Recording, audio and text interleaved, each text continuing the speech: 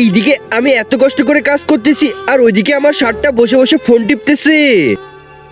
আরে আমাকে একটু কাজে সাহায্য করলেও তো পারিস। না না মা, আমার হাতে ব্যথা, তুমিই করো।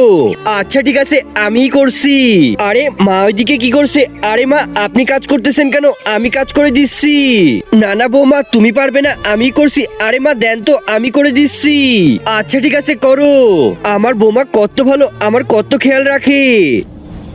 আরে বান্টির মা ওখানে কি করতেছে? আরে আরে তোমাকে এসব কাজ করতে কে বলেছে? আমাকে দাও, আমি করে দিচ্ছি। যাও যাও, তুমি গিয়ে অন্য কাজ করো, আমি এই কাজটা করে দিচ্ছি। আমি থাকতে তোমার আবার কাজ করা লাগে নাকি? আচ্ছা ঠিক আছে। আরে এ কি? একজন মা কতটা আপন হয়, যাদের মা নাই তাদেরকে জিজ্ঞেস করো।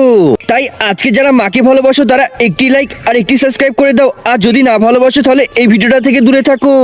মা তো দেখে ফেলেছে। বাহ, কত সুন্দর করে কাজ করতেছে। আসলে মা আমার হাতটা সেরে গেছিল।